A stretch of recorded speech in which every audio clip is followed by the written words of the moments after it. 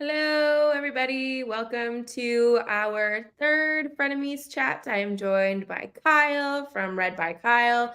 Tonight we are discussing Words of Radiance. We're kind of going off topic today because our last two conversations have been rewatches of Game of Thrones and discussing what we liked and didn't like about those episodes. But this chat, we've kind of talked a little bit behind the scenes around the fact that Sanderson is your favorite author, correct? Yes. Yes. And I struggled through Way of Kings, Because you're a which is bad not a person, but surprise. continue. Yeah, and I then picked up Words of Radiance, and it was fire from start to finish and loved it so, so much. So there were a few things along the way that I didn't love that I nitpicked at with Kyle. But for the most part, I loved this book so, so, so much. So is this your favorite Sanderson book? Because I feel like it would be very acceptable if that was the case. It's my second favorite book of all time, so yes, Second favorite book of all time is the first one, Storm of Swords. of course. Like, it's not even touchable. It's funny because when I finished Words of Radiance, I read 750 pages of Words of Radiance in just like a day. Like I just binged it, and I Mhm. finished it. I was like, I think this is my new favorite book of all time. And I had thought that I would never find a book I liked more than Storm of Swords, and I was just like, I can't believe it. And then like 2 days went by, and I was like, no, it's still Storm of Swords. But good try, Words of Radiance. Good try. Clap, clap. Right? Slow clap for Words of Radiance. That's so funny. Hey, Daniel, we're happy to have you here too.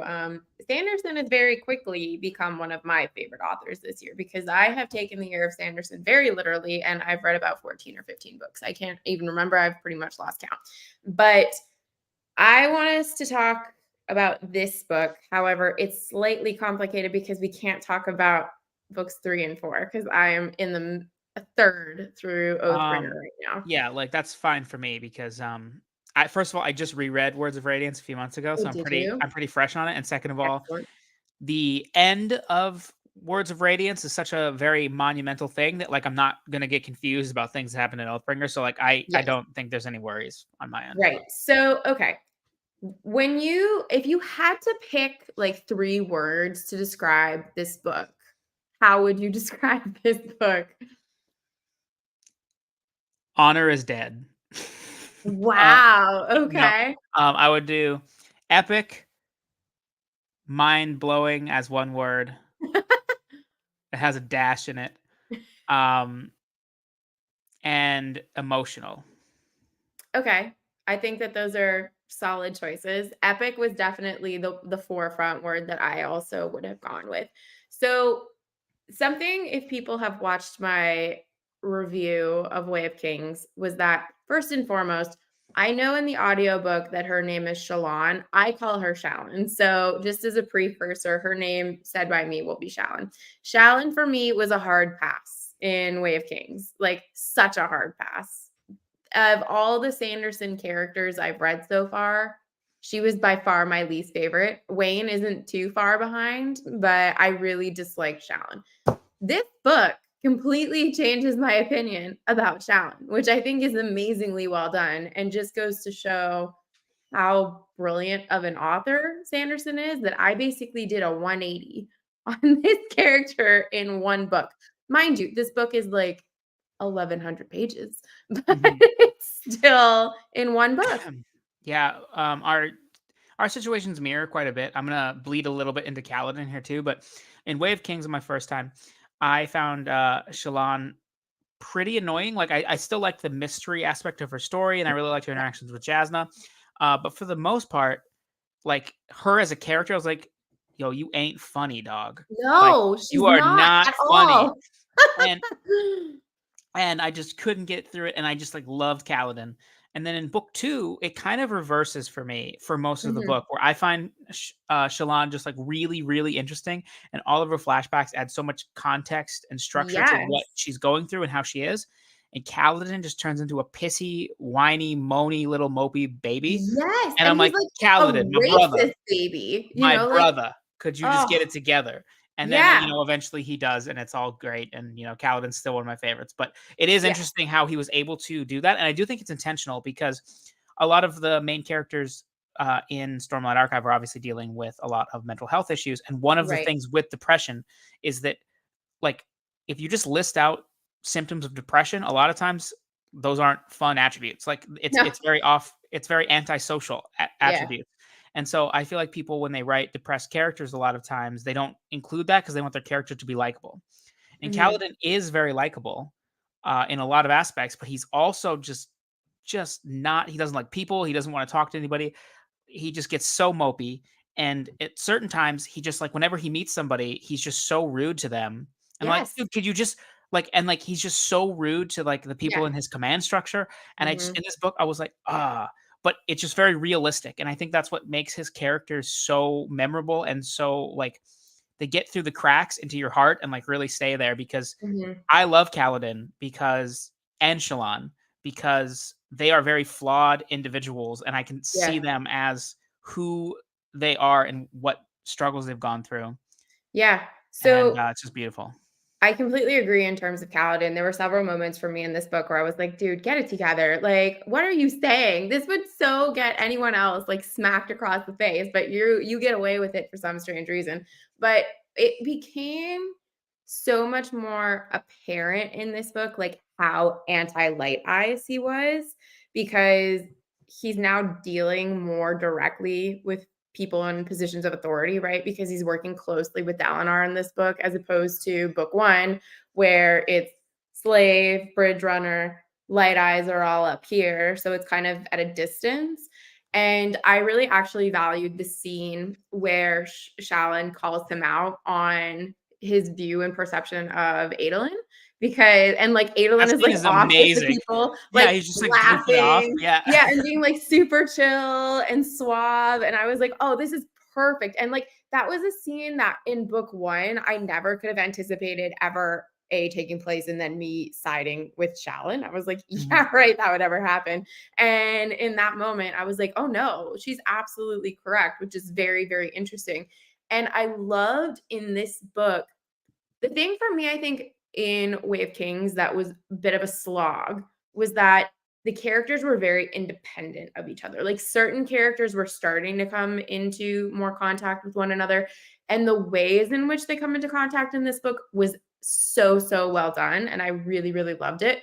And also how characters that had kind of vanished from the first book, like Gaz, reemerge in an entirely new light and role in this book. I just loved that so, so much.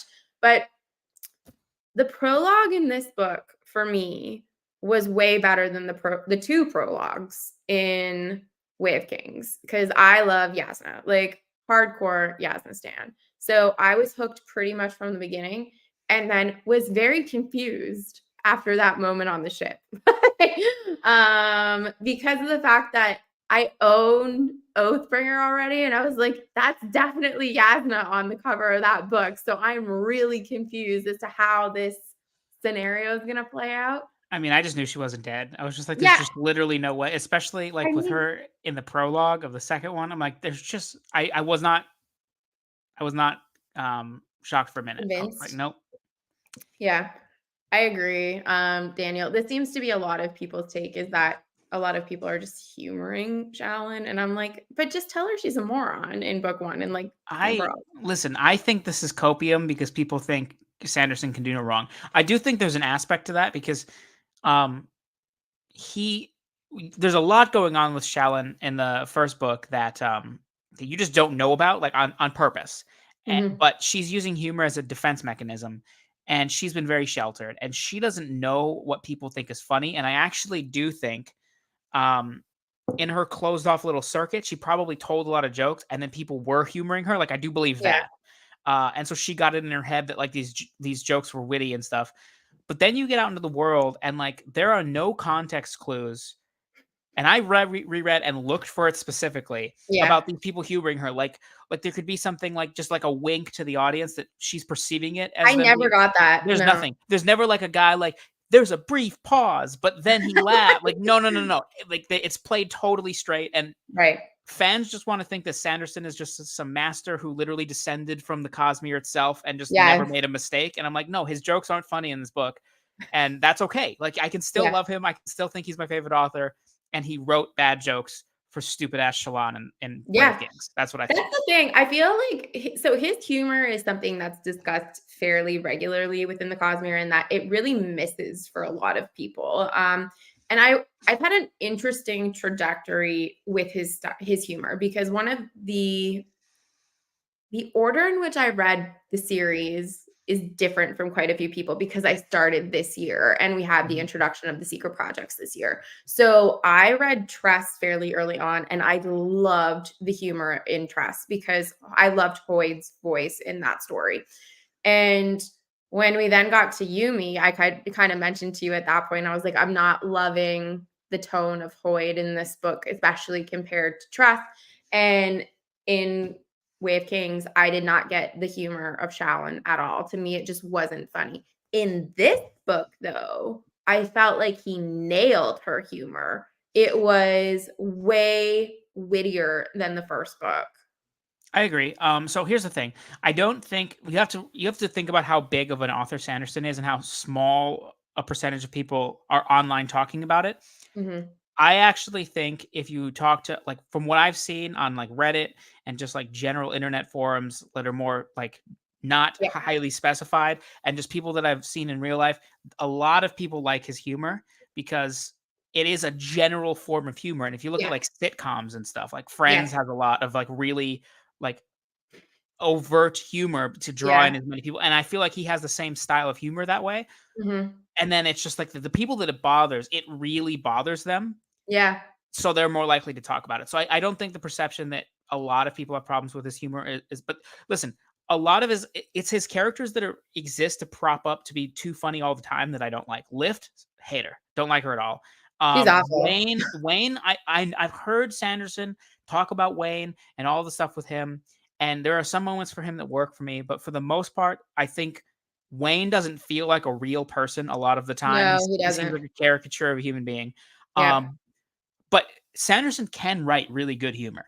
Oh, It's usually absolutely. situational or it's Mhm. like Hoyd, I think for me personally, usually works for me for humor. So Yep. I do think it's personally overblown a little bit. I think it's one of Yeah. those things where if you read a joke that you like and you go, haha, that was funny, you don't think about it. But if there's a joke you hate, you think Yeah. about it. So then you tell people you don't like his humor. I mean, So that's fair. I honestly, like, I was actually surprised that people had that opinion, because I had read Press so early, and I was like, the humor in this book is excellent. And it was hitting every note for me except one scene. And yeah, we both I, agree on that scene. yeah, I mean, it just is so necessary. But I was really surprised by that. But when I read Way of Kings, wit initially for me didn't hit. And I was like, okay, it's fine. But the scene between Wit and Kaladin in the chasm, where he tells the story with the smoke, is probably my favorite scene of Way of Kings. Like, I I think that's the love that only scene. time you really get real wit in the first book. Because in the first book, he's playing a role of wit, which, by Yeah. the way, I hate. I hate that the fandom calls him wit. I hate that Mhm. the characters in the book still call him wit. I It's hate it. Hoyd. I Yeah. it's literally like he's like, oh, you know who I really like? Robin Hobbs. So she calls the fool. So I'm Yeah. just gonna call him wit. I don't like it. Nobody would do this. He's no longer the wit. Like No, he's Hoyd. he's not that character anymore. Like just I just Mhm. minor nitpick, but I don't like it. I mean, I'm not on board with that, because I found the same thing when you realize it's Hoyd. I'm like, why aren't we just calling him Hoyd? Like, every other planet calls him Hoyd. Or So, just give him like he should just be like, "Here's my name's Bob," like whatever the name is, but just for him to go by a title for wit, a yeah. role he's not doing anymore doesn't make any sense Mhm. to me. I agree. But again, he has another excellent story in Words of Radiance. Like, that was another one of my favorite scenes, where he shows up to Kaladin's cell and tells him the story of the man that's racing, even though he knows he's going to die. And I mean, it comes into play Sleep? at the end of the story, Yeah. right? When we have this big reveal and big build up to everything. But I want to kind of go through a little bit of chronological stuff that happens in the book, because really, I am a moderately fast reader. I'm not the fastest reader of all time, but Way of Kings took me about 11 days, because I was kind of struggling to get through it. I read this one in 6 days. I was like, I am hooked. Like, any free time I had, I sat down and I read it. And the really from the prologue with Yasna up until the moment on the ship, I was like fully immersed in what was happening. And I don't know if this was the case for you, but in book one initially, I was most hooked with the Bridge 4 stuff.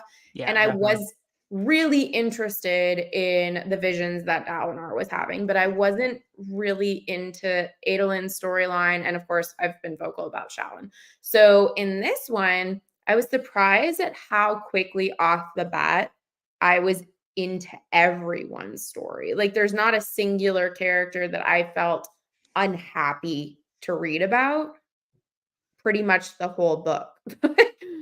Yeah, when people talk about like Sanderson books being too long, I usually agree. Like I love Way of Kings.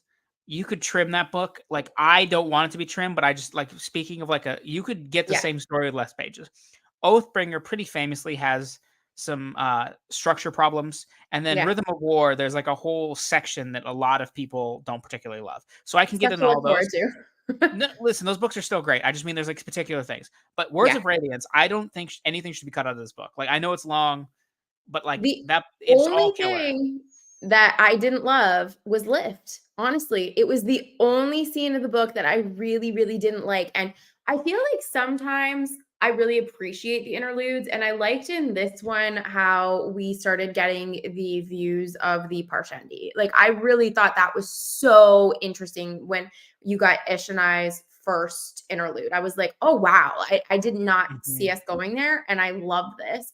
And then in the interlude with Lift, it just felt like it went on forever. And I was like, why? And I mean, I get that he has the novella. I haven't read it yet because of how much I just liked Lift in this book. But it for me was the only part of the book where I thought this I would cut, but every single thing other than that I would keep. I have a couple things to say. So first of all, on an enjoyment level, I agree with you. I don't like that story with Lift very much, but it does set up like as somebody who's caught up on the series, it Yeah. does set up actual important things. It's not like a lot of the interludes, they might be like neat little side stories. I will say Lift is a more major character in the third one, Yeah. and the stuff that happens in that interlude is directly relevant to stuff that happens in Oathbringer. So it is important. I mean, could you have cut it down? For sure. Um, and obviously in hindsight, like the interlude became the first 40 or 60%, I can't remember what, of the Edge Dancer novella. But that's Yeah. only because the reason Edge Dancer exists is because he was working on something in Oathbringer and he realized that It needed Nail more background. Nail makes a decision off page that is going to make him seem different in Oathbringer. And so he's Yeah. like, well, I need to explore that. And then as he did it, he's like, I can use it to develop Lift too. So then he went and repackaged it all as one. So it kind of came back haphazardly that way. But it is a slog.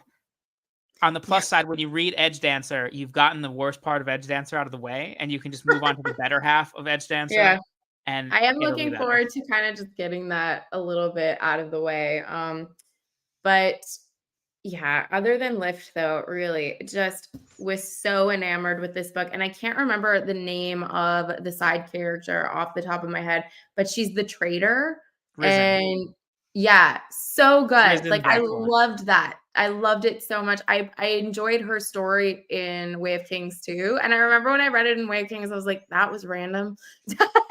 And I like how those things kind of the characters come back. And that's the thing. Like I figured with Lift, I was like, okay, she's obviously going to have a more important role, especially the fact we know she's got a spren. And I actually enjoyed the voice given to her spren. So Yeah, I'm Wendell's really fun. yeah, I'm excited to see how that develops. But speaking of spren, what do you think of Pattern? Pattern is the funniest Sanderson character I he has love ever Pattern. written. It's not even Ever. close. Oh, that's a bold claim. Like, he has not Oh, written a character half as funny as Pattern. I Um, disagree. I love Pattern, and I would fight and die for Pattern. That's what I I say. so Light Song is my personal favorite, funniest character. Light Song is also very funny, but um, Pattern just strikes the perfect level, like that level of okay, we talked about The Good Place the other day, right? Yes. The Jason Mendoza style of humor where they're just like they literally have no idea what they're saying, Yep, that's combined with him. super intelligent character. Like those two meshes of humor, it just oh my god. That's Um so funny. Speaking of which is completely not pertinent to this conversation. I am 30% into How to Be Perfect and I'm loving it so far. So that's Oh been a yeah, it's a very really humorous book. Yeah. it's so good. And I'm listening to the audiobook and it's like if you're gonna Yeah, ingest like the just book. Ted Danson just randomly shows up to like Oh my read god. stuff And and stuff. Sean, like they're all so good. It's so, so good. I love it. But yes, I completely agree. Patterns humor 100% hit for me in this book. The no mating thing I thought was absolutely hysterical. But I also just I really like the concept of a lie spread. I find that so fascinating when you get into the minutia of what a lie actually is Mhm. and what is truth and what isn't. I thought that was a really well done concept that I don't know if I've seen that kind of explored in fantasy before. Yeah, and like I don't want to talk too much about this because you're gonna learn a lot more in Oathbringer, but just like the idea that like the most of the orders say oaths, like Yes. Kaladin has to say oaths to get to the next level of Radiant, whereas the Truth Watchers have to act, or not Truth Watchers. Oh my god, what is Shallan? I don't know Cosmere stuff anymore. I don't know. Whatever Shallan's is, I'm blanking on it. I'll remember in 30 seconds. Cryptics, friends, those people. Thank They you. have to Cryptic, yes. yeah, they have to tell a truth about themselves. I just think it's so Mhm. interesting. Lightweaver, Jesus, I don't know what's going on with me. I'm a fake fan. I just was stuck on Truth Watcher. I just kept circling it around in my Honestly, head over and with over. COVID fog that I've had for the last few weeks, you could have told me it was like a myriad of words and I would have thought they were all correct. But yeah, Light Weaver. But yeah, I did. So the background stories in Way of Kings, obviously book 1 is Kaladin's book 2 is Shallan's book, right? And in book 1, I liked getting that background stuff with Kaladin, but I felt like that was some of the stuff that could have been a little bit more I condensed for could agree me. with that, yeah. And with Shallon stuff, though, I thought it was so interesting. And I really liked getting the family dynamic, not only because you were learning about her family dynamic in the way that it was, but also you were learning a bit more about the culture that she came from, how higher families ruled against lower families, the interchangeableness between them.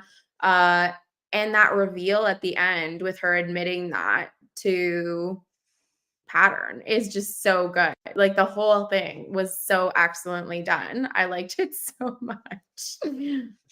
Yeah, at the end of Way of Kings, I had kind of suspected that she killed her dad because the way she was talking about it was like Mhm. too weird. So I was Yeah. kind of surprised, but I wasn't that surprised. But I was blown away that she killed her mom. Like I didn't catch that at Yeah. all. And they Did were not just like, see that "What? coming. She killed both of her parents? This is Yeah. crazy."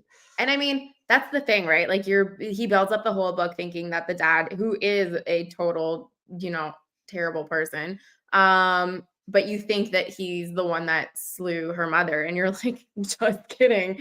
Yeah, I thought that was a big, good, well done reveal. Her dad takes on a different light on a reread. Now, I still think he's Oh a yeah. bad person. Like he's certainly a bad dad. I'm not really Yes. defending him, but it is more tragic when you already know that he's trying Mhm. to protect Shallan from the fact that she killed her mother with this like very forbidden magic. So he like wants to protect her and it's like kind of destroying him while Yeah. doing it. Like and it's like degrading him and how he treats the whole rest of his family. Like it's way more psychologically interesting on reread. Oh That yeah, doesn't mean I'm that I sure it think he's is. like, a sterling beacon of light or anything, but Well, that's the thing. When I read it and when you get that reveal that she killed him, I was like, "Oh," and then when you get the reveal about the mom, I was like, "Ooh, okay." Like this adds so many layers because you can look at him from that aspect of him being a tragic character, but simultaneously you look at it and he's like he continued to beat people and was just terrible to other people. So absolutely. but does it's so complicated. It's like what affects what and what, makes him do those things. I mean, none of it is excusable in terms of behavior, but yeah, it definitely adds in a whole new element of things. And also her revealing that to Kaladin Yeah. was interesting, you know. Yeah, before we move on, I just want to say it's very funny that Ben is just commenting on stuff from like 10 minutes ago. And I'm just going to reply just because they know him as wit doesn't mean like you know what? I know an electrician as an electrician, but if I saw him at the store, I wouldn't be like, "Hello, electrician. Thank you so." I'd be like, "No, hi, Brian. How are you doing today?" So I don't support this at all. But anyway, yeah, the I chasm agree. I scene. don't love the wit title, honestly. Uh, And it's kind of weird to me, especially because in the earlier books, like it was fun to catch a Hoyd reference. And then I guess he wanted to do something different in this where it was like a big reveal, like, oh, it's Hoyd. But at that point, I feel like you would just call him Hoyd. yeah. But yeah, it's fine. But yeah, the chasm scene with Kaladin and Shallan is excellent. And like I know some people really read into that as a romantic thing, and like there's obviously There's intentional hints lines at that are it. written at that. But I feel like most of it is just that like Kaladin is so depressed and like can't see the light or the reason to live. And Hmm. then he sees Shallan is just as damaged as him, and she still finds a reason, like that Yeah. cheesy line, "Storm, she smiled anyway," which like Sanderson, release a new version of this book and just say, "But damn, she smiled anyway," or something like geez. But Yeah. Something better. I but mean, yeah, just like the psychological depth there of just like how he's missing his brother and he sees that quality in her and it like really helps him to mhm. realize that some people can deal with the thing and it makes him stronger. I just really related to that. Yes. Um and it I was really That's well the done. thing. I view them so much better as friends because of the Mhm. fact that they both have shared similar struggles. It would make it too boring, I feel like, if they were romantic interests for each other. I like her better paired with Adolin. Um, which is something that I didn't think I would feel because typically I'm not a romance shipper in a lot of books. Like I loved Warbreaker for this. This was the only one that I really was super involved with the couple, and I appreciated it. But as this book continued, I liked the banter between Adolin and Shallan. I thought that they were well matched. They suited each other well. And then when he kind of throws that chasm scene in there with Kaladin, I was like, no, no, like we don't need a love triangle here. This is not Mhm, mhm. necessary. And I agree in the sense very much so that he is a shell of the person that he used to be. And we know that from the flashbacks in book one. And he's seeing in Shallan what life could be like if he chooses to continue on, and it's like, Absolutely. oh, you can overcome darkness and you can feel happiness again in some way, shape, or form.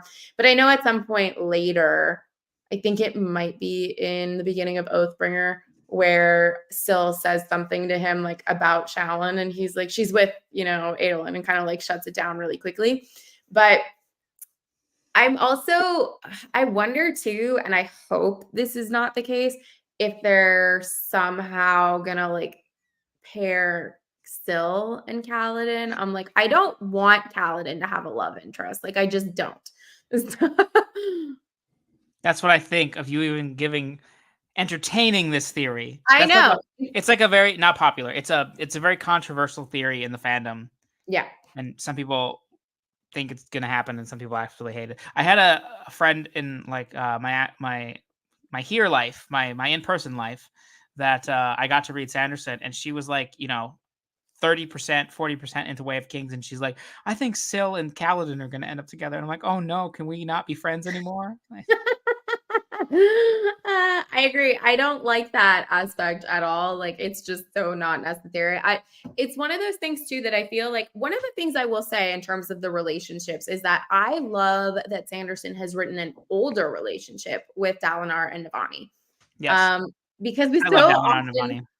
yeah, we ignore people over the age of 30 most of the time in fantasy, and we're like, "Oh, well, they're dead. It doesn't matter. Like, they don't have a life anymore." And in this case, he's revitalized 2 people that have had previous marriages, and I actually really love that. I'm like, "Oh, great. Like, make that the You main." don't love the love story of Dalinar and It's Shish? just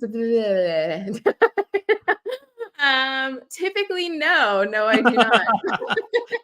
Um, I will say, though, I liked the story leading up to learning about that. Like I thought that was really interesting that he obviously had gone through something pretty big to go to that woman to have his memories. Like he was willing to exchange Yeah, his we can't memories really for talk about this. This is all Oathbringer stuff. I know, and that's the thing we can't, but I thought it was interesting. No, it So is when I very interesting. finished I just like I can't talk about this because I know the I know stuff. you do. So When I finish Oathbringer, we'll have another yeah. chat for that and we can talk all about it. But um okay.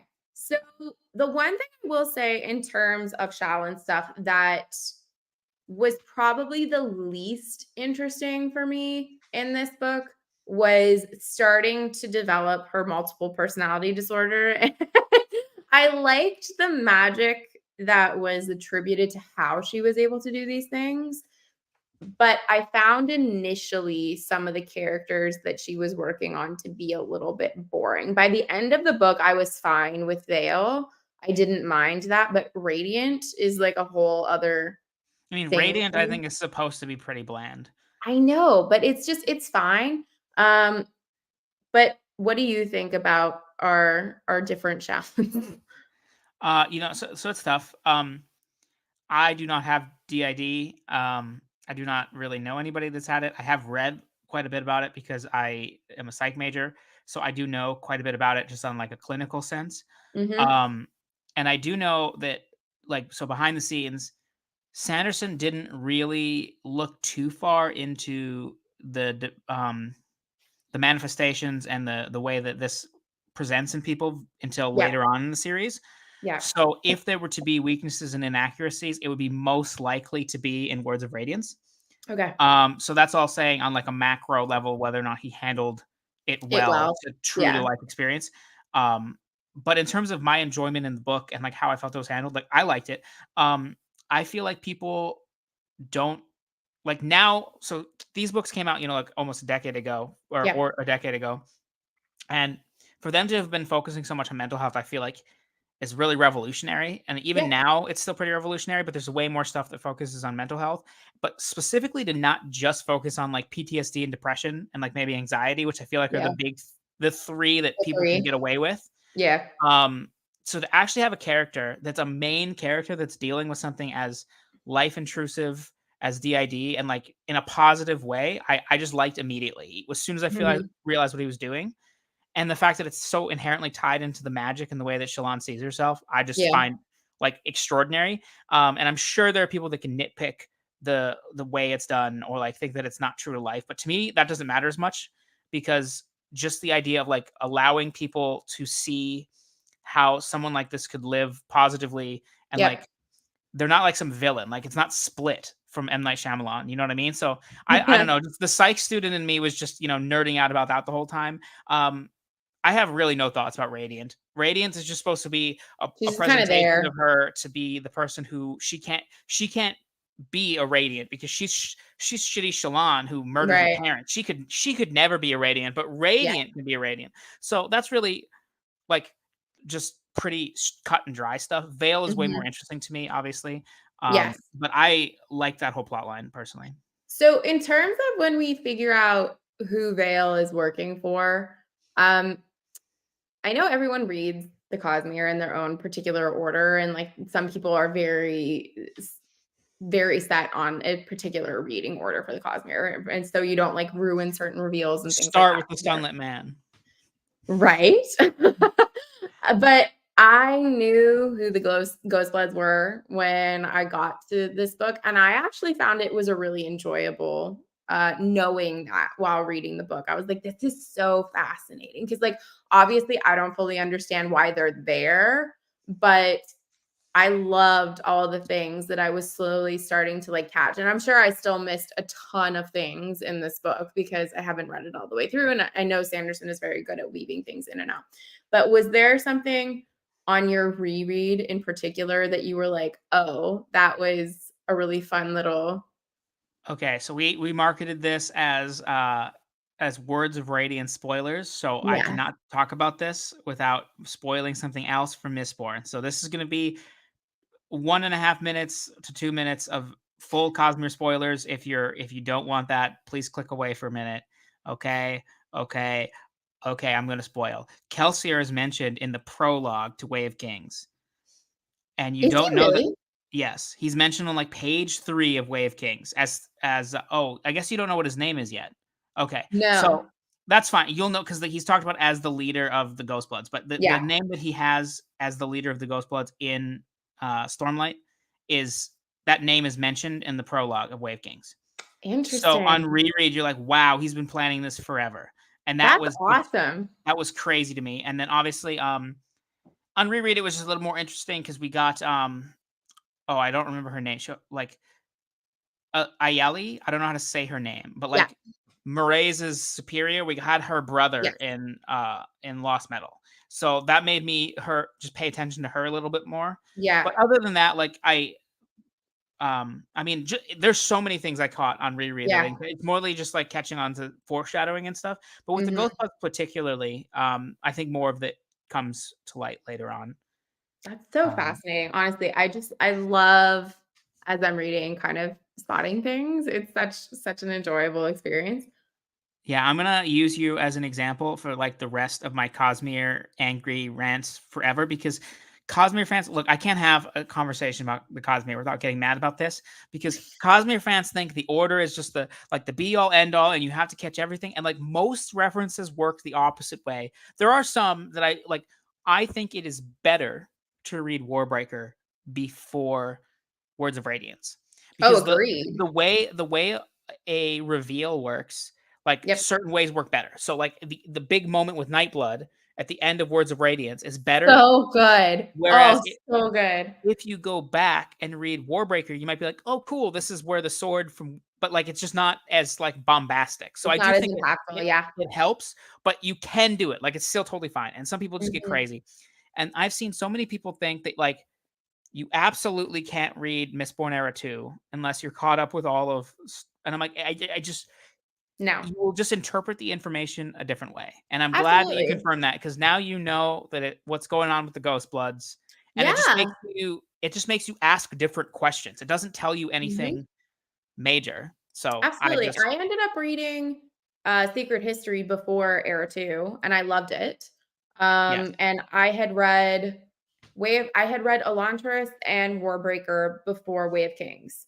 So, I am very content with my reading order, and I've also then, of course, like, read Trust and Yumi, but there's fewer connections there to, like, some of the Stormlight stuff.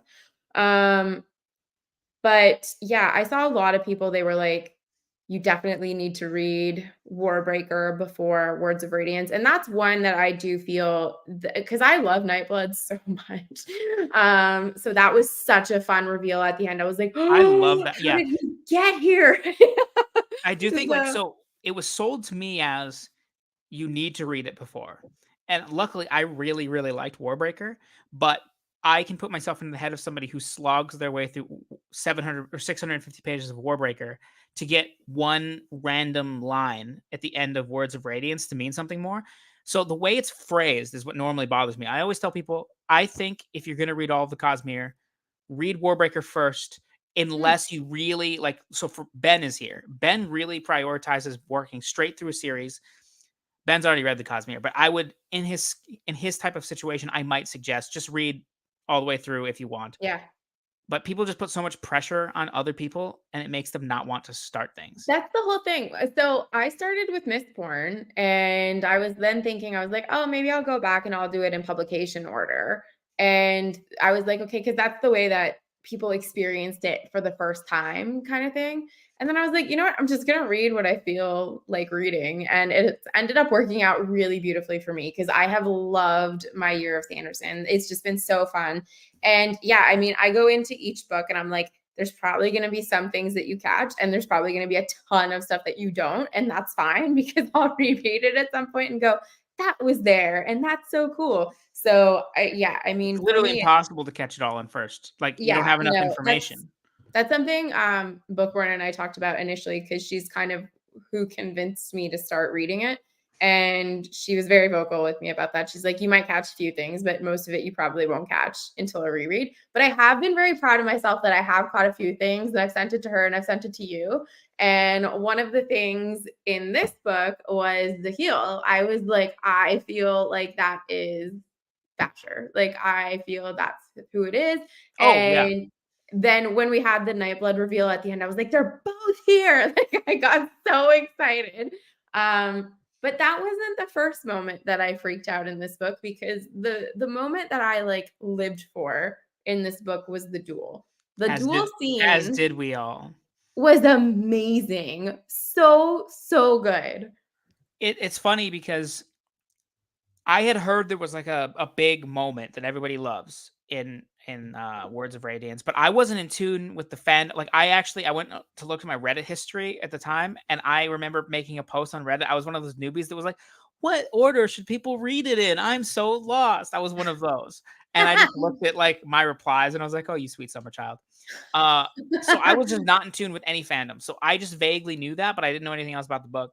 And of course, when I was reading it, I was like blown. I was literally reading the book, walking around my living room, and then I would just Yeah, like I would get to like, oh no, Renarin's there, and I would just like have to like yeah. just get like physical movement out of my body. Mhm. And then after I finished Stormlight, I was then like more in the Cosmere fandom, and Yeah, everybody talks about that scene, and they like it's everybody's favorite moment.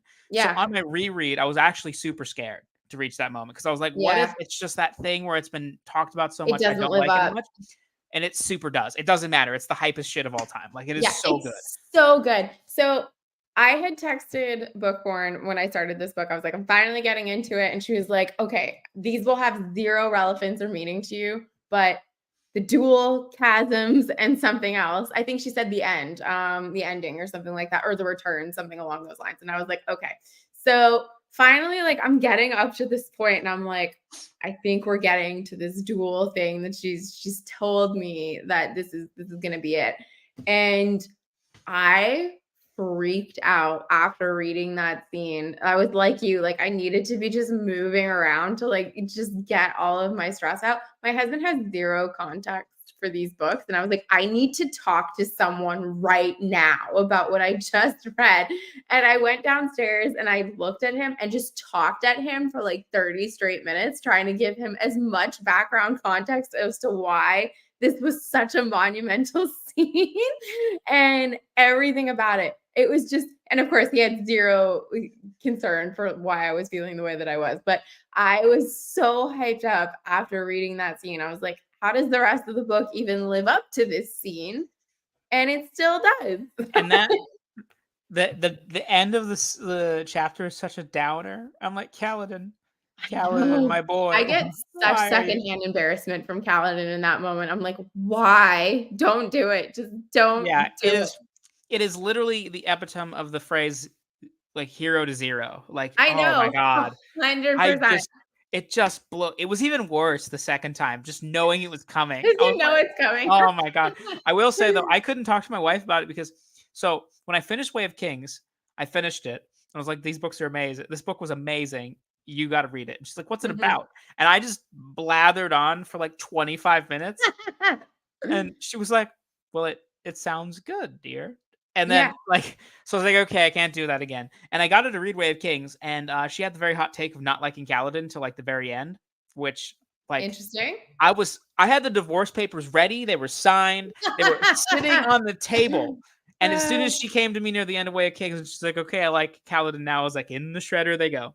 Um, but she hasn't read Words of Radiance yet, and I'm just like, "Please just mm, read Words of Radiance." oh That's my all I gosh. want. Yes. So this is exactly it. Shut Like up, Ben.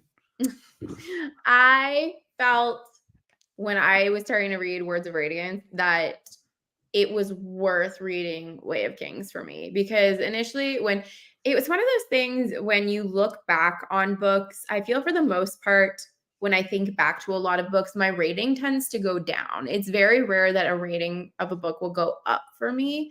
And the longer I was separated from Way of Kings, I was like, I gave it a 4 stars initially. I was like, I feel like it's trending down to like a 3.5 stars. And I was getting probably like a quarter through Words of Radiance. I was like, it's back to 4 stars. Like it's definitely 4 stars. It might even be higher than 4 stars. I don't even know.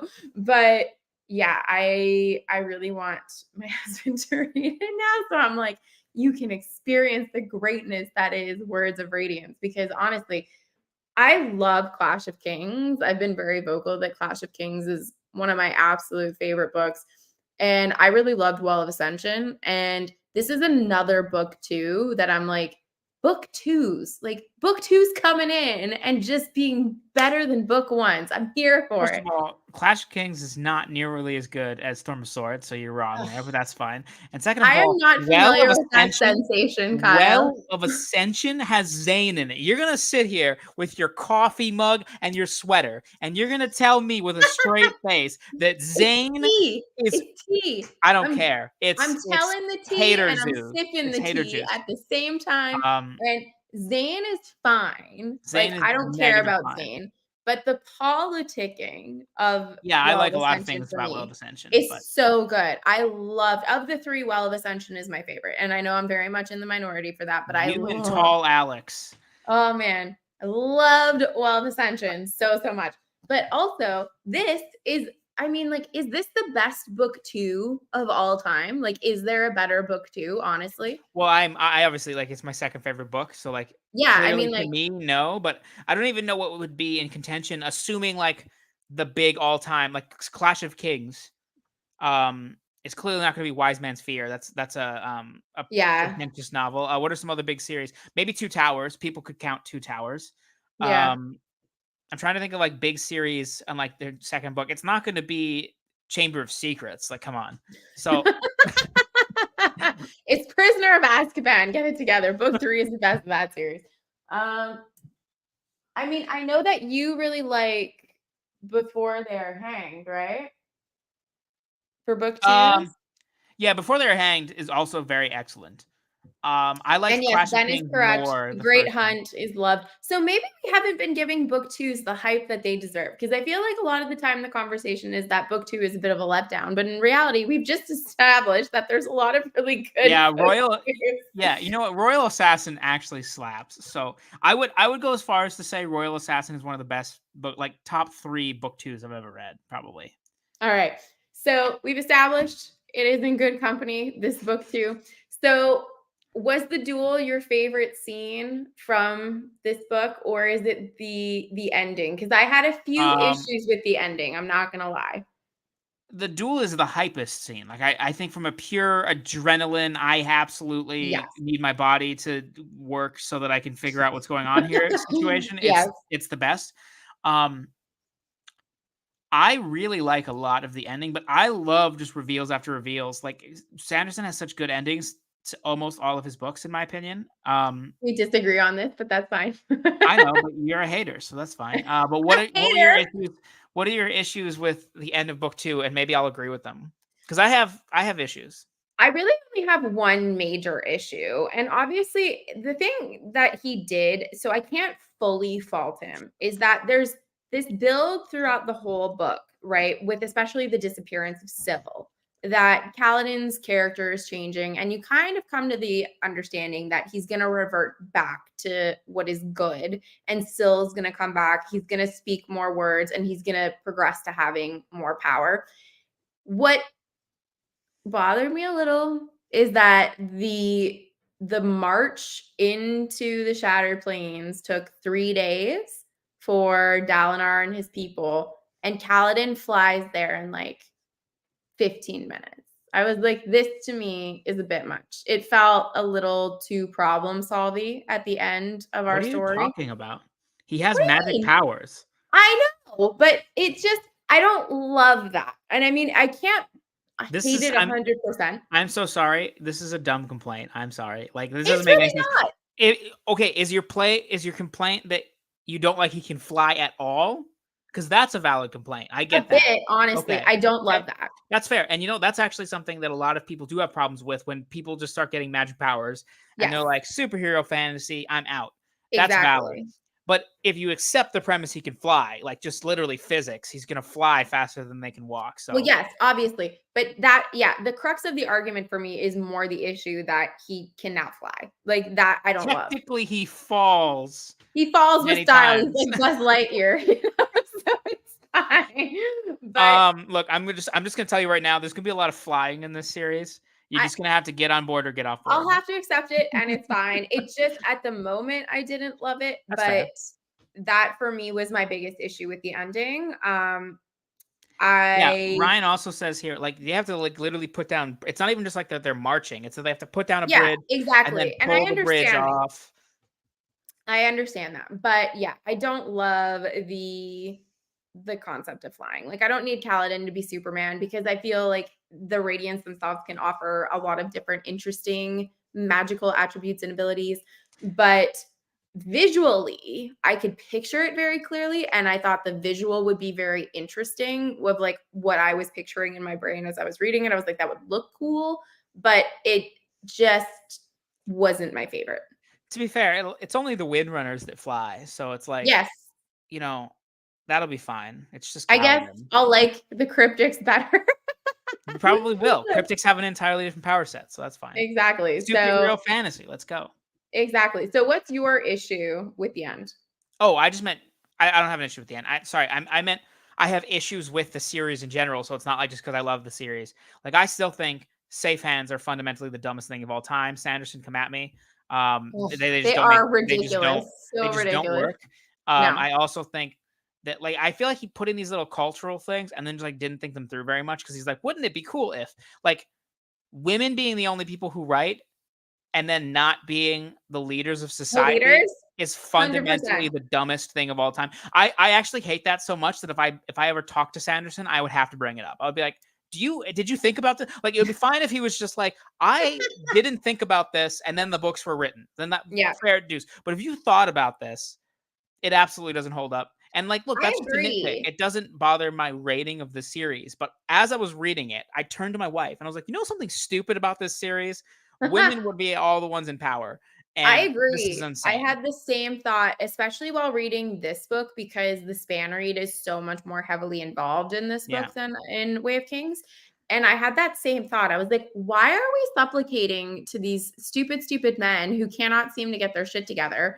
But you all are the ones that can write, communicate, and generally seem to be more educated. Like when you look at Navani and Yasna, I'm like, you guys are kind of leading the way for our intelligent, And educated the group. fact that it's like buried so far in history is what makes it worse to me because if there was like say there was a like generation before some crazy stuff happened, whatever you wanted to make up, where there was a big gender divide and then it's only been like one generation of this dynamic being Yes, I could see it that's being like it's different. so new, but it's Yeah. like for thousands of years, like women didn't just insidiously take over into all of the Yeah. structures of power. There's just like literally no way. And I don't remember if this is actually said in Words of Radiance or Oathbringer, but it's not a spoiler. It's a one-off line. Um, they confirm that women write little notes to each other in the Yep. span reads. So they're like, "Oh, my husband actually likes orange soda. Make sure you get him an orange soda." But it's never like, "Oh, actually, my husband like you should make him take the soldiers 30 kilometers west and fall into a ravine and then we can take over." Like it's never shit like that. And I'm like, that's Yeah, exactly. It's I definitely agree. I remember thinking that explicitly when we're starting to like really get into that, and especially now in Oathbringer, the fact that like there's a lot of communication at the beginning of the story. I was like, women should just really be ruling all of these different Beyonce would have kingdoms. some shit to say, is all I'm She saying. would. She would. She and T Swift would be running that whole thing. Everything would be in charge and very melodic. So I mean, they'd be good to go. But overall, this book for me was just so, so good. I really liked the reveal of Yasna at the end, even though like I knew in some way, shape, or form, I was like, she's definitely not dead. I still appreciated it.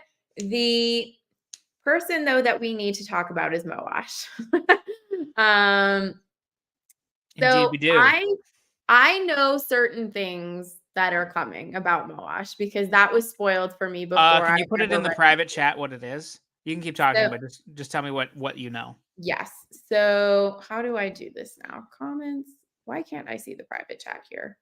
It should be on the Private left. chat. There we go. Uh, So okay. yeah. So here's my thing. Uh without getting spoilery of the actions that come later. In terms of the way that he's presented, it's interesting to me because he reads a lot like Kelsier in the sense that, and in some ways too, I feel that Kaladin kind of fits into this narrative in that it's very classist, in that the lower classes are our people, the higher classes are automatically bad. We don't like them, we'll never like them. They're all guilty of the same crimes. And there's not much that they offer beyond that. Like, Kaladin kinda gets that talking to from Shalyn later, like we were talking about, where she's like, "Look at Adolin, like, everyone loves him except you. I don't know what's up your butt," kinda thing. But with Moash, I was like, so many of these traits read familiar to me, and yet they're painted in a very different light in the sense that, like, Kelsier is very heroic in Mistborn. I'm curious to see if that will carry through with his role in the Ghost Bloods, because I could see that kind of being flipped on its head a little bit, which would be really interesting in my opinion. But I just don't get that vibe for Moash at all. Okay, so I have some thoughts. So first of all, um, I don't know that I agree Kelsier is heroic. I think Kelsier is a protagonist who we always see through the people that also agree with him and have the same goals. Mhm. And he does things that are in line with our current moral standards most of the time. Like Mhm. at the beginning, he's literally like, "Oh, this guy is like, like raping the servant. Let's Yeah. kill him." And you're like, Kill "Yeah, I'm pro doing that." But like so, and this is actually something that Sanderson has talked about. Whereas Kelsier is a hero in Mistborn because of the situation and the circumstances, but Kaladin and Kelsier, if they met, would not get along. Like they do not see the worlds eye to eye. So if that Probably was the not, case, no. then Kelsier would look way more like a villain. And we even see that it just on the offhand of like the fact that the Ghost Bloods look way more sus. Oh, yeah. And so there are obvious things that are like he's doing that intentionally. Now with Yeah. Moash, I don't take as particular of a problem with it as you because he's a supporting character and not everything can be or should be as in depth. I have Mhm. met people in my real life or on the internet all the time that just think like the Illuminati, they're everybody's eating kids and they don't have it. They're just like, oh, the rich people, and they have no, and they just hate them all. And whenever like something's like The Rock's new movie failed, they're like, sucks to suck, millionaires, and that's all. They Mhm. have no nuance to the situation. So like the fact that Kaladin, our main character, is kind of learning and evolving and realizing that's different. Moash is particularly meant as a foil to that, Yeah. where it's like he has the same base motivations and the same outlook on life, but it's like if he didn't have Kaladin's arc, how that Right. would go. So they're supposed to juxtaposition against each other, and in that way, I think he works pretty well. Um, do I think Moash is the most well realized character of that trope ever? No, but I think he serves his purpose. And just the fact that he makes so many people angry, Yeah. like I think he's supposed to. Like I Yeah, think I he's agree. doing a He good is. job at what that role is supposed to be doing. I agree with this comment that Kelsier wouldn't like Kaladin, but Kaladin, or Kelsier would like Kaladin, but Kaladin Yes, wouldn't like I Kelsier. also agree with that. I 100% agree with that. I could see that it would be one of those things that Kelsier would wanna take him out for a drink, and Kaladin would absolutely refuse because that would mean socializing, and he would not wanna do that. Um Ben's talking about the safe hands. I'm just gonna like I agree with this to a degree, but uh yes, this is my problem with it, is that safe hands don't make any sense. There's a scene, and I No. actually don't remember what book it is, and it doesn't matter, where Kaladin notices somebody doesn't have a safe hand on, and he feels embarrassed. And I'm like, Yeah. that's literally the dumbest thing. Like that's not how brains work. No. It doesn't it wouldn't we just see flesh. Like Yeah. it doesn't work that way. And I'm just like, it's so cringy to me. It's also weird because it's not like both hands are covered, and then therefore seeing a hand uncovered might seem weird. It's like, Yes, that's different because that's just like, yeah. I mean, any other body part that would be covered. Exactly. It's just So it's very, very strange. It yeah. makes me think, like, to the Victorian era of, like, if we were to, like, show a little bit of our leg, but I'm like, "But both legs were covered." Yeah, it would literally be like if in the Victoria era, the one person just wore like a short side, and then but on the other one it's just a fully Full like leg. pantaloon. Exactly. It's And so I'm like, that would be awkward. absurd. It's so awkward. I 100% agree, but, oh, man, it's so yeah, I Before agree. I forget to mention it, what do you think of Sureblood dying or Sureblood? Because that devastated me. I didn't love it. I think I even messaged you. I was like, "Don't love this." Yeah, but you know what? So the thing that I do like about it, which bothers me so much in most especially classic fantasy, but just in general, is people not treating animals like they matter.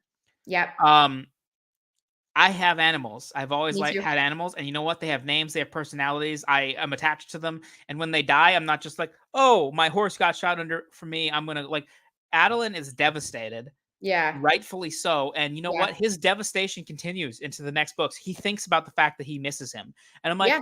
that is how people work. And I'm like, it just Yeah. always drives me crazy when people are just like, "Oh, I guess we're moving 100% on." agree because yeah, I've been very vocal on my channel that animal death, yes, Ben the horse. Animal death and I do not jive, and that's because I am similar to you. I have had cats my entire life. Like, I came home from the hospital and there was cats there, and they have continued to live with me since then. I've had probably over the course of my life 40 cats come in and out with rescues that we've had and everything else. I have 5 rescue cats now. We're like those crazy people. And I'm devastated at the loss of an animal. Like my personal cat died 2 years ago, and I still lament it, like, pretty Yeah, much every day because absolutely. I look at places in my house where I assume he's gonna be and he's not there. Yep. And I very much appreciated that with Adelyn's character, and I had already started to really change my tune on him by probably halfway through this book when he imprisons himself for Kaladin. I loved that whole arc, and that scene just further cemented that I really appreciated him as a character because I was like, this is such a human trait that we're Mhm. experiencing right now. And I agree. It's something that in a lot of fantasy, we don't really get a full extent of. And I mean, like, if you've read A Song of Ice and Fire, you know, like, there's animal stuff that happens in there. And I feel like in some of the characters' minds, like, it can play out a little bit differently for them. But I never have really experienced that longing, sadness, like that prolonged sadness that it Yeah. stays with you because you are connected to them on such a spiritual level. And it definitely seemed that the way that these horses work in this story, like Dalinar is also very close with his horse. So They're good it's boys.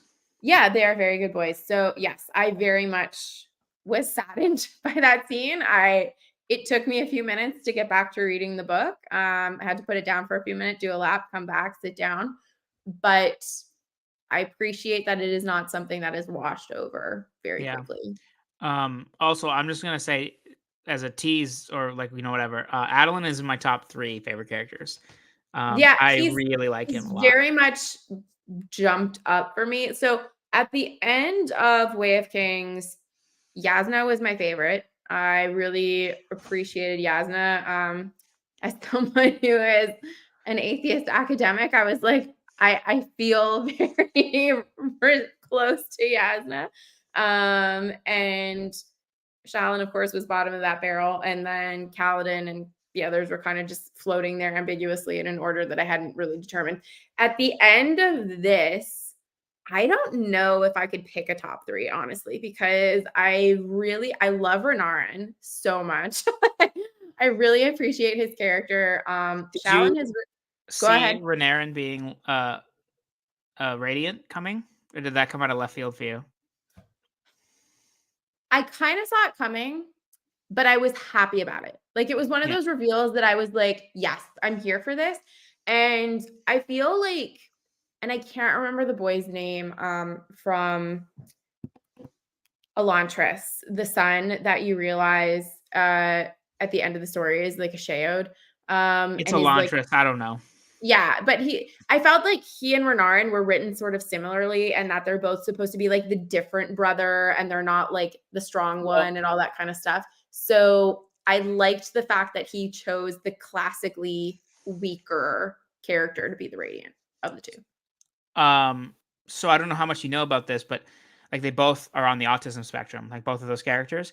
Yes, And they are. when he did it in Elantris, he specifically said later on that he didn't feel like he did it He well. did it Like correctly. he thought it Exactly. wasn't as good as he wanted it. And so Renarin is kind of like his do-over in that sense. Um, but I also like I really like that Adeline is the one that's like he was the best. Yep. And then now it's like all these people around him are becoming Mhm. radiants and he has to like deal with that. I'm really Um, hoping he doesn't become a Radiant because I feel like what makes him so interesting is that he's not. Like, he's special because he's not special anymore, you know? right. And Well, I Rapho. I know. So, I mean, I'm sure he's gonna become one, and everyone's gonna become a radiant, and that's just gonna be what it is. But I I will also think confirm not everybody becomes a Radiant, I'm okay? sure not, There's at but least one character that does not become a Radiant. well, there's that to look forward to at least.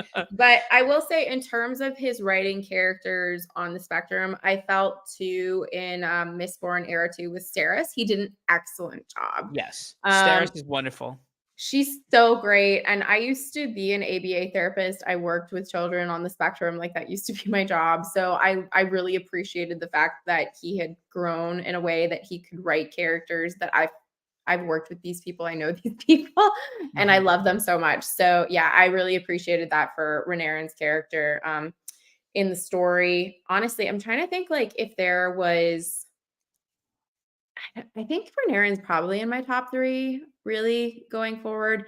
One thing too that I appreciated in this story was how Navani copes with the potential of Yasna's death. I found it to be very realistic in the fact that she basically blames Shallan, even though she knows that Shallan isn't responsible for that, and comes around in the end to helping her. I thought that was a well done arc for the character. Mhm. But can we talk about the king in this book?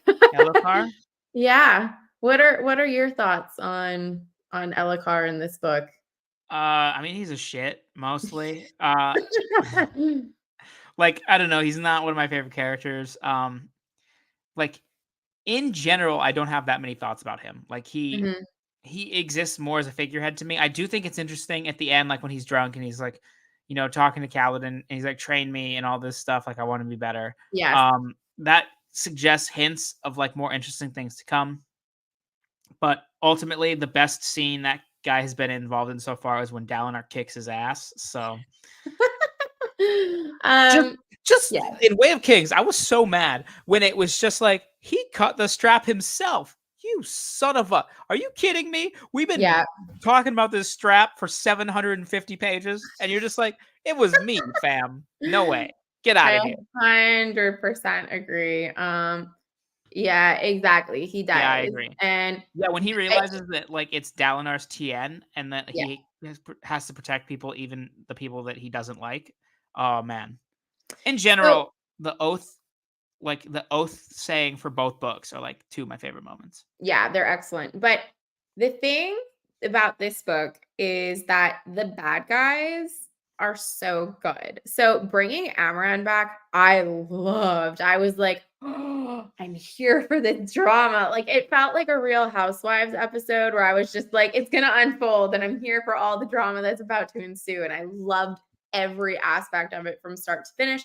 I really liked the journey that we went on with Kaladin and Dalinar in the sense that Kaladin's like, he's not taking me seriously. He's not listening to what I'm saying. Meanwhile, behind the scenes, and I loved that this was off screen, Dalinar is looking into him and figuring out this stuff for himself. But the end with Adolin stabbing Sidaeus, oh my god, I was frothing. Like I was just so like that for me might even be more of my hype moment than the duel because I was like, just do It's it. so out of left field. Oh, It's not there's I no loved it. there's no foreshadowing that can come from that. It is just a purely human moment of, like, Yes. I'm mad and I'm gonna snap and then, "Oops, I gotta," like, Exactly, and that's why I oh, love it man, so it's much so good. because it's so real. I was like I I would have been way less fond of this scene had there been foreshadowing, Yeah. really, because all you needed was what was there, and it was that Sadeas is just an asshole, and you know that from the very beginning, basically, of Way of Kings, and that just carries through, and you're sitting there waiting for him to die, and you're thinking it's probably not going to be until the end of this series, and it's going to be in like some battle between him and Dalinar, and you're just like, nope, and I loved it. This is just, like, I'm gonna tell a personal story real quick. This happened the other day, and I realized it was my Adeline moment. It doesn't paint me in a positive light, but in this sense, it's funny. So, I was working the VLTs at work, so, like, people come and, like, give me their tickets, there's like a big glass thing there. And I was busy doing like other parts of my job because I don't just do that. And there was these drunk guys in there that I had asked 3 times to be quieter. I was like, could you please stop yelling? Like, I'm going to have to ask you to leave. And then I had a security guy go in there, ask them to leave. They didn't leave. So then I'm doing something, and this guy starts slamming on the glass because he wants his ticket done. And I go over there to tell him to stop doing that, and he's waving the ticket in my face. And I just like in that moment took the ticket, ripped it in half, threw it back in his face, and was like, "Come back tomorrow. You're not getting anything." And I shouldn't have done that, but it felt really good, and I don't You sure regret it. did. And I was like, Yeah, you know what? Sometimes you reach your limit with somebody. So exactly. it's a You got very the job human done. moment with Madeline. And sometimes for Adolin, it's murder. That's the Yeah, I didn't murder, thankfully. I thought about it for a second, maybe. But I stop at cutting tickets. cutting tickets. But I mean, that scene, what a way to kind of round out the book. I was just enthralled with it. I was so, so excited. How did you feel though when they finally get to Urthuru? And did you find like the description of the place to be kind of amazing, or was it what you were expecting? Like, what did you think of us getting there? I don't know if I remember. Like I remember what I think now, but it's more in with other parts of Sure. the series, but I don't remember what my first expectation was. I kind of expected more of a ruin, I suppose. And like it Yeah, is I a did too. ruin. But I was expecting like literally a ruin, and it's like kind of just like an abandoned tower, which like Yeah. cool. Like I don't know. Irithiru is not like one of my favorite aspects of the series, but it does have interesting things to it. Um it being used as like the magical MacGuffin place they had to go to in this book, like it was fine. And like Yeah. all of the ways in which it had to add up to them getting there and the reasons why, like it all worked for me. But like in Mhm. general, it's just not like a thing. I'm like, oh, we gotta get to the place so we can do the stuff. Like in Right, yeah. general, I'm just like, that's fine. Mhm. I agree, but I liked getting there in the end. I thought it was interesting. The initial room with the murals, of the radiance on it, I thought sounded really cool. This is okay, so this is somewhat out of topic, but still adjacent. Are you for this series being adapted or no? Yes, because like I have a I have a lot of reasons. So like one is that I think Sanderson exactly what he says, where he doesn't need Hollywood's money. He just wants it to be adapted well. And Yeah. he's doing a lot of things where like Sanderson thinks long picture all the time, which is something I just admire in a person for like really anything. And like Mhm. he knows what he would like to be able to do is be able to contribute to the script writing and like give better notes. So he like involved himself in the Wheel of Time process. Even though like they didn't really take his stuff. And like, He sure did. he's practiced writing like the Mistborn treatment, and he's done different drafts to try like he's trying to long term get to a point where when he does make Stormlight, he's able to put in a lot of attention and also break. So I have trusted him to do it that way.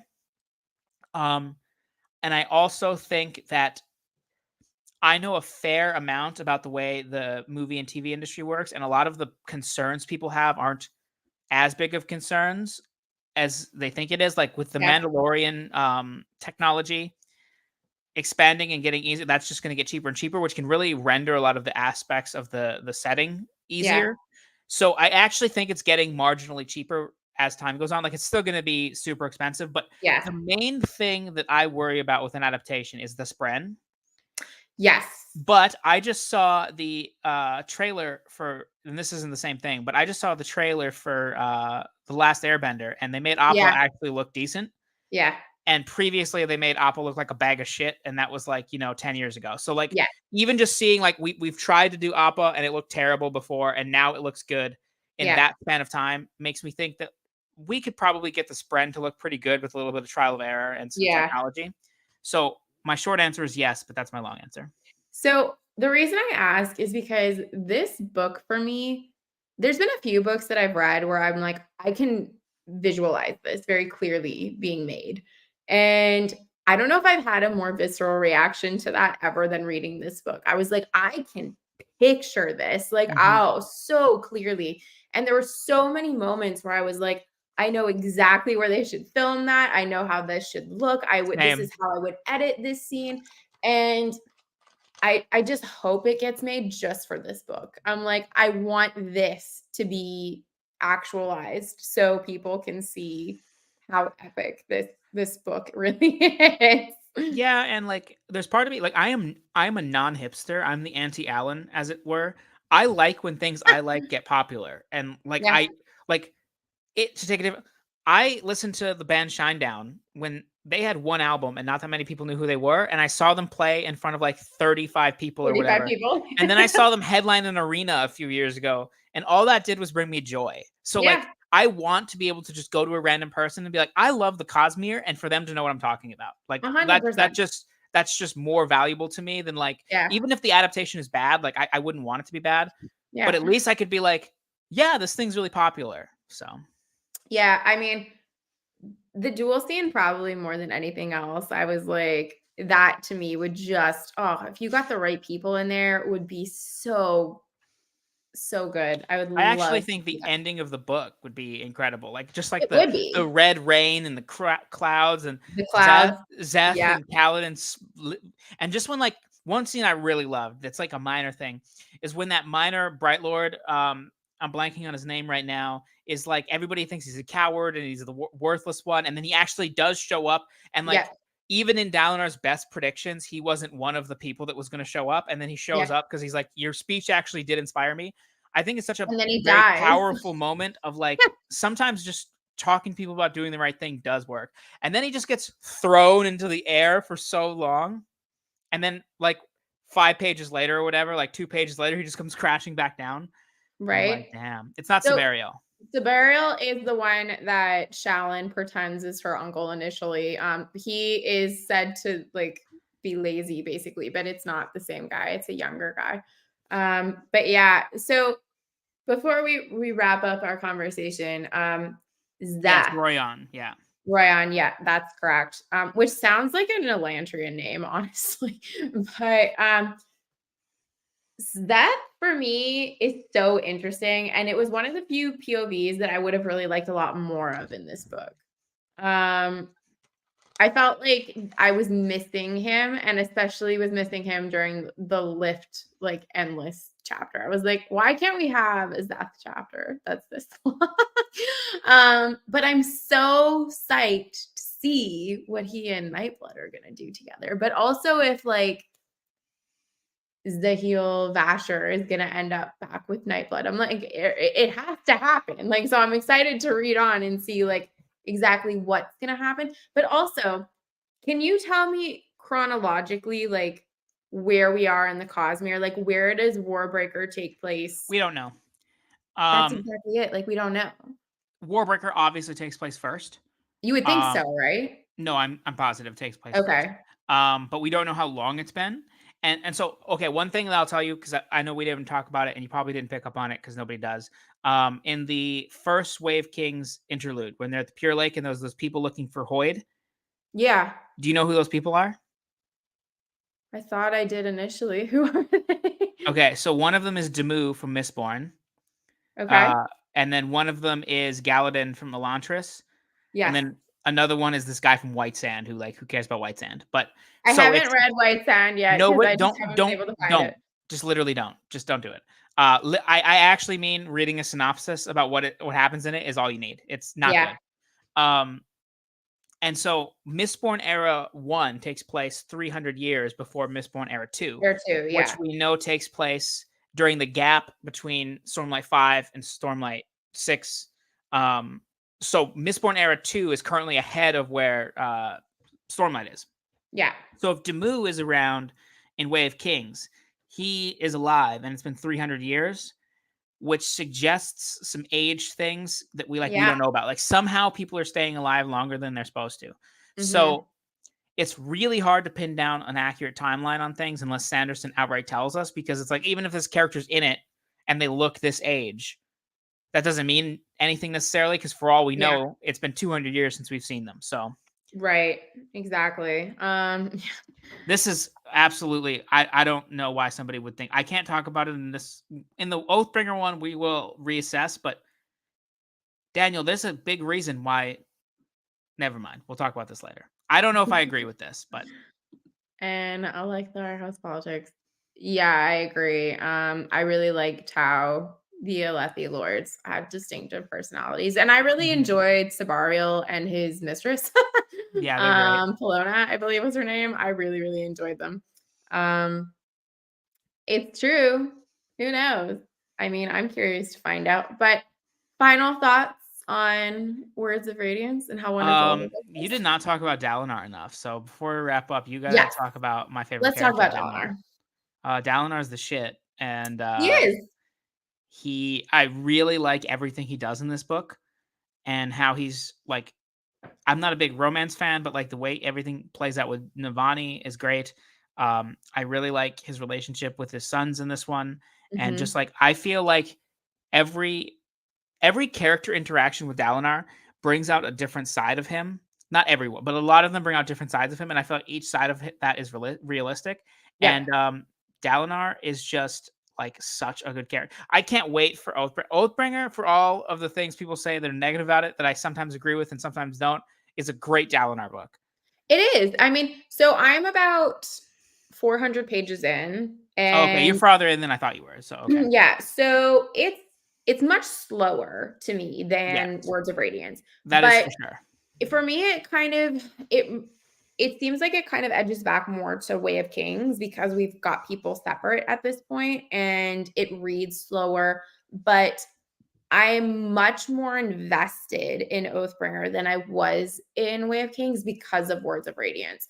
And for Dalinar, like it's his book, right? So I don't love some of the flashback scenes so far. Like I feel like they've been a little bit long, but I get why we're getting them. And I will say this is Oathbringer conversation, but it is sort of pertinent to this. I like that with each book, we're getting new perspectives on Dalinar Yes, because that's not something we often get with characters. I feel like a lot of the time, like Sanderson has come out and said, like, Kaladin's a good guy. Like, if people want to name their kids Kaladin, like, you're safe to do so. It's not going to be a Daenerys situation where, like, a bunch of people name their kids Daenerys or Khaleesi, and at the end, she's some genocidal maniac. He's like, Kaladin's good. Like, spoilers, by the you're way. good to go. But I think we're safe. I think most people know You've this at just this point. oh, now Bookborn can't watch this. Well, she's it's not in the book because we don't know how the book is gonna end. I know, I'm just messing with you. But that's fine. But we kind of have that idea like Kaladin, despite the fact that he does have these kind of peaks and valleys, is going to be a relatively good person. I feel like with Dalinar, especially, we are getting a lot more shades to him than we would necessarily with other people. And each one of them is really interesting. And I felt like in book one, it was very much the grieved brother and a father trying to cope with how his children view him because it looks like he's seeping into madness. And in book two, we get to see more of the authoritative person that's coming forward. And it's interesting his relationships with how he starts trusting people, especially Kaladin. But then when Shallan shows up, he's very quick to kind of start agreeing with her, especially when she, tells him the truth about everything. Like immediately he's on board, which I really, really loved. And in the beginnings of book three, you start questioning a few things about his past, and you're like, well, that's interesting. Mhm. And especially too, because so much of the Sadeas POVs is him thinking about who the Blackthorn used to be and how, like he misses his friend, but he's doing all of these things for a good reason and all that. And we don't really know the Blackthorn yet at that point. Like we know Dalinar. So I Right. really like that in Oathbringer, we're getting to know that side of him too. And I'm trying to think, like, I don't think of all of I feel of all of the Stormlight characters, he's probably the person that has the most dimension to him in that way because we're getting to see all these different stages of him. Yeah, Because I it's think not just like him being older too, right? exactly. And I was gonna Yeah. say Shalyn is still 17, so she's obviously not gonna have lived as full a life as Dalinar. So I definitely agree. But I loved all of the scenes with him and Navani. Like I said, I love that Sanderson chose to kind of prioritize an older relationship. I'm so curious about going forward and all of that. And I love the relationship between him and his sons because I find it very believable. Yeah. Um without saying anything in particular, I will say Navani really comes into her own later. She evolves from like, oh, a pretty interesting like bit character to like top 5 for me. So you Interesting. have that to look forward to. I am excited for that. Basically, my top 5 are, like, just the Colon family mostly. It's, like, Yeah. literally number 1, Dalinar, number 2 is Kaladin, so, like, not and then 3 is Adjacent, but yeah. Adolin, 4, Yasna, and 5, Navani. So just that whole family. But Yeah. the scene that I wanna talk about with Dalinar real quick before we end, which is I feel like people don't really talk about it, and it hit me so hard when I first read it, and then I didn't really talk about it with many people, and then I almost forgot it, and then right before it happened again in book 2 on my reread, I was like, "Oh, yeah." And that's when he loses to Zeth, and he feels good about it. Yep. And he feels good about it because he's been carrying this guilt for 8 Guilt. years that Yes. he was drunk and he couldn't protect Gavilar. And Mhm. now he tried his absolute best. He was at the peak. He wasn't drunk. He gave it his absolute all, and he still lost. And he was Yep. able to let go of that guilt. He's like, I would Yeah. not have been able to protect Gavilar. That is some S tier level motivation stuff that like I've just never seen. Like people like when this is the kind of shit that bothers me when people talk about like Sanderson's not very deep or complex, whatever. That is some complex shit. I have That not is. seen other authors do stuff like that. And like, look, other authors do other complex things. But Mhm. like for him to zero in on why that would be Dalinar's motivation, it made perfect sense, but it's not something that any of us would have really thought about in the moment. Is Mhm. that Dalinar's lying there all like defeated and he's like, Happy. "Oh, I feel good now that I know Right. I couldn't have done this." Just Well, excellent. that's the thing. Any person who has ever felt that immense sense of relief, if they've ever been carrying around extreme guilt of like, I should have done this, and to come to that realization that it wouldn't have mattered, like Yeah. that, I can only imagine what that would feel like. So, yeah, I loved that scene. Also, everyone's POVs on that scene were so interesting. I was talking about this in a live with Joanna last night, and I was saying that for me, I'm very pro having characters in the same scene, but getting the internal monologues of all of the people. So, like, I don't mind having the same POV from different characters in the same scene. Like, that to me is interesting. And this was a very good example of that because you have Adolin that's like, I'm gonna buck up, like I'm gonna be able to fight this guy, and like that's his motivation going forward. You have Kaladin that's like, we're screwed if like this is what we're dealing with, which is like very typical Kaladin, but it also then compels him to go and train with Sahil. And Dalinar goes into that place of I couldn't have done a singular thing to save him. Mhm. And I loved that for him so, so much because not only that, right? He's also carrying around this guilt over the fact that like he's now with his brother's ex-wife or like, his brother's widow. And like there's all these different layers of guilt that he's carrying around, especially too when he looks at his relationship with Elithar. Like it's just there's so much guilt on Dalinar. And for him to be able to take off a layer of that, I can only imagine how he'd be feeling in that moment. So yeah, Yeah, it's a it's great excellent. scene. Also, the writing of the scene when Zeth comes is like such a setup for like a classic horror. Like it has a very horror tinges to it. Yeah, it does. Where it's just like dark and in the rain, and then like one of the guys goes Yeah. missing, and then like they just hear some sound. Like I'm just like, oh man, like I remember being like not spooked in the traditional sense of like Mhm. like a horror movie or something, but I was like, Yeah. oh man, like where's he gonna come from? Like I was just like so Yeah. tense of like what's Yeah. gonna Like happen the and where he's light gonna is pop out. out and you're like, Yeah, "Oh," it's like it's that jump moment where you're like, "Someone's here, but where do we look?" So, yeah, I definitely got a similar vibe. I was like, yeah, "It's creepy, but in a really good way." yeah. Again, it just goes to how cinematic and that's what like people read these books and then like they can talk like a lot of people, obviously generalizing. They can still talk about so many scenes of them, even if Yeah. they've read them so long. But it's because of how clear of a picture it all paints. Yeah. Like I can just feel like I can visualize so much of the story all the time. Mhm. And I mean, I know that a lot of people criticize Sanderson's prose because it's simplistic and so on and so forth. And I mean, I'm not going to disagree and say that he's got the most riveting prose of all time. But one thing that I attributed to him and will forever do is that he's excellent at describing scenery. And I can automatically place myself in a Hmm. scene and know exactly what things look like and visualize things very clearly. And I appreciate that so much in a book that's this big. because each place has really got its own distinct feel. And each of these monumental moments are very, very clear. And it's true, like that scene felt kind of horrorish, which isn't really a common thing that he leans into a lot. So it's gonna stick out in Mhm. your recalling of the book because you're like, oh yeah, that felt different. Yeah. But Yeah, I yeah, think a lot of people, I mean, look, there can be hundreds of opinions, thousands of opinions on his prose, but I think it's much better than people give him credit for I do because, like, too. so look, I have a friend who's a drummer, and we were really close friends growing up. So like, as he was learning to drum, and now he's a touring drummer with bands and stuff.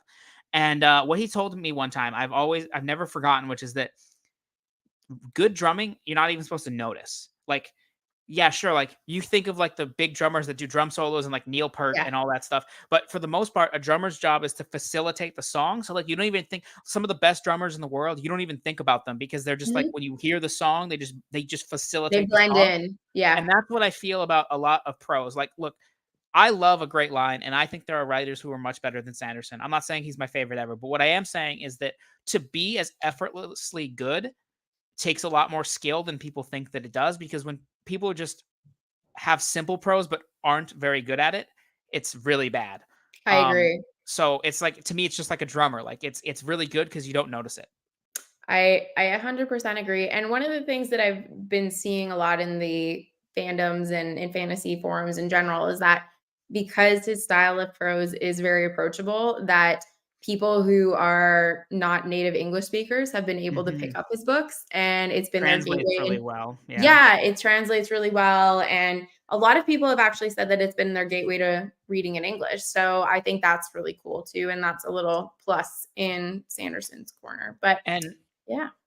I don't think that that's something he would have like obviously started with, but I do think No. he saw the benefits of that and then realized it's a strength. And because now he talks about that, he's like, Yeah, that is a thing that I value. And why wouldn't you? Like that must be an awesome exactly. feeling. It's So an yeah. excellent thing. I completely agree. Well, this is a fun little gush chat. We didn't really disagree on anything in this conversation, except Um, Paladin's flying ability at the end. But other than that, yeah, I I mean, feel that's like just you being absurd, so that's I fine. mean, I think it's very, very understandable, my complaint, but that is fine. Uh, No, it's always not great talking to nitpicky you. at all. Um, but we'll have another chat after I finish Oathbringer because I have a feeling there's going to be a lot of reveals, you Do know. you have any predictions about what's gonna happen in Oathbringer that hasn't happened yet that you can Oh, do I feel? have any predictions? I have a feeling that Dalinar is not going to learn that Adolin killed Thaddeus in this book. Okay. Um, I don't know why. I feel like that's something that's gonna come about maybe later or near the end. I am curious to see if Yasna has like an actual spren with her now, and meet that spren because I don't really know much about the else callers yet. So I'm curious to learn more about. Um, I don't think it's like this happens in Way of Kings. She told Shallan that she has a spren and Right, that but she like, doesn't like to see it. But yeah, yeah, whether or not you exactly. learn more about the spren, yeah, okay, I got you. Yeah. Um, I'm curious to I feel like Navani is gonna become a Radiant. So Okay, I'm just waiting for that one. Like, I think that's probably the one that I'm waiting for the most. Um, interesting. so I think maybe that'll come up in Oathbringer. But so far, honestly, like I don't really have a ton of predictions yet. I'm just what I'm enjoying so far is getting to know Dalinar more. Like that for me has been really an interesting journey. I also felt like at the beginning of Oathbringer, right? The prologue is our third now perspective of that night that Galavar is murdered. And initially I was like, oh my God, we're back to this again. But I really liked it being Eshonai's POV because it was interesting that we're having a POV from a dead character. I was like, that's interesting.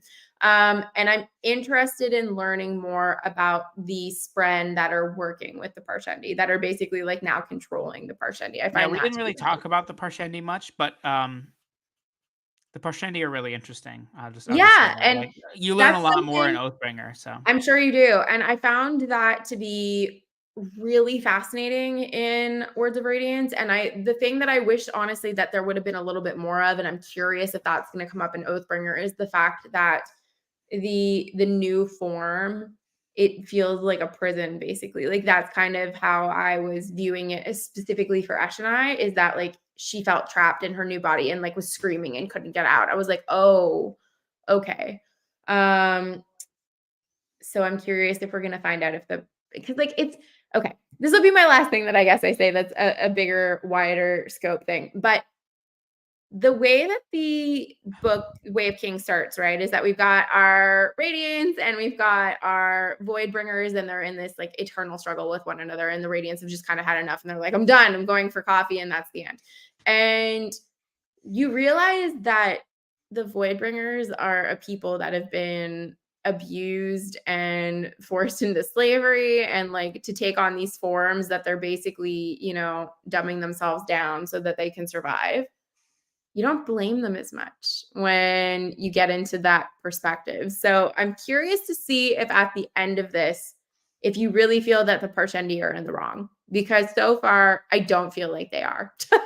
But I do feel like they are being manipulated in a bad way. So I'm curious to see if at some point they kind of break free from that and how that's going to look, or if it's just going to be that this really is the battle between the two of them at the end, because we've got all of our like, our deity figures that are kind of just like watching overhead right now. So I'm curious to learn more about them too.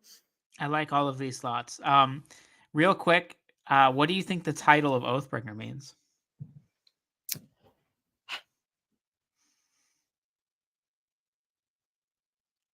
I feel like it could be a few different things because I feel like it's not just the sword. Like that would be way too basic. I mean, it could be, but I feel like that's a little bit basic. Oathbringer, right? They say the oath. So I feel like it's got to be maybe the origin of who created the oaths. Like I think that Okay. would be Okay. interesting. All right. So Cool. we'll see. My wife is not here right now, and she just texted me a minute ago, and she's like, "I'm currently reading Warbreaker, and all the light song chapters make me want to jump out of my skin," which I just think is What? funny. I think it's a Blush Oh, Weaver thing. I haven't followed up. oh, I didn't answer her text. I just looked at it real quickly. I that's have fair. to feel like it's a Blush Weaver thing. Probably. And one of the reasons she likes Brandon Sanderson is that he doesn't sexualize women very much, and so I feel like that's probably being really jarring to her. Probably. I'm just going to be like, he wrote it on his honeymoon. He was figuring some stuff out. He sure Uh, was, but it's my favorite of his books. I love I Warbreaker love so Warbreaker much. so much. It's such a good book. It's honestly like I was thinking about it a few days ago because I'm planning to reread books for the first time next year that I haven't read in a Let's really long let's time. reread Warbreaker together because I really want to do a Yeah, reread. and I was gonna honestly like I wanted to reread Warbreaker, so I would totally read that with you. I think Yeah, that would be like really early fun. next year. Yeah, because I read Warbreaker. I had only read Way of Kings. Um, wow, was Warbreaker my second? It Was was. it? It was my second, so it's been a long time. So I only had read Way of Kings. Oh So all wow, of the Cosmere connections and all that stuff like would have totally totally went over my lost. mind. So Yeah. I really want to do a reread. So yeah, I'm totally game to do that. We should totally reread Warbreaker because yeah, it's so Awesome. good. Well, thank you everyone for joining us for our gushing session of Words of Radiance. I'm hoping that I will feel as positive about Oathbringer when I get to the end. Um, this was a 5-star book for me. It's definitely one of my top books of the year, so that's exciting. I don't know if Oathbringer will be a 5-star book for me. You can join us then. We can have a fun group chat about Warbreaker because it's such a good book. But I will say Oathbringer has to me the most structural problems of the series, but it has the best ending. I okay, truly like I mean I'm sure you'll find some stuff that you don't like cuz you're you. some But nitpicky like things. I truly like without talking about any specifics, the thing you talked about like multiple POVs and the end of Oathbringer is just like a bunch of POVs just all mixed together and Okay. it's just so epic. Like it's I think the best ending he's ever written. So I am hopefully you excited for it. agree. I will say one of the things I really liked about Oathbringer, and this isn't spoilery for anyone, is that you start to get the POVs from Bridge 4, which I really, really like. Just Yes, I love because, all of that stuff. yeah, because we've gotten to know them pretty in-depthly over the last 2 books, so I appreciate, structural. Um, Ben, go read prequels to books that are worse. but I like that you're getting these different voices in Oathbringer, and it's one of the things that I appreciate about the series as it's progressing is that the POVs are changing and evolving too, and that it's not just the same people over and over because I feel like that would get really boring. Yeah, I agree. But yes, thank you all. Let us know down in the comments what your favorite moments of Words of Radiance are. If you're not following Kyle, you should be following Kyle. Kyle, do you want to plug your channel? Yeah, I post things occasionally and stuff. Yep. Um, actually, I should be back to making videos. I was gonna start making videos, but then the videos I want to make are like end of the year videos, and it's a Yeah. little too early to start Too doing those. early. So I have a different video in mind, but I should have some videos back to normal by the end of the year. So I will be making some stuff, and hopefully I'll remember how to do it. So Yes, and you can find him at Read by Kyle. yes, read by Yep, Kyle. it's linked in the description below. But thank you, everyone. I hope that you have a great night. Have a great week because, yeah, it's only Monday, but Bye, we'll see you everybody. guys next time. Bye.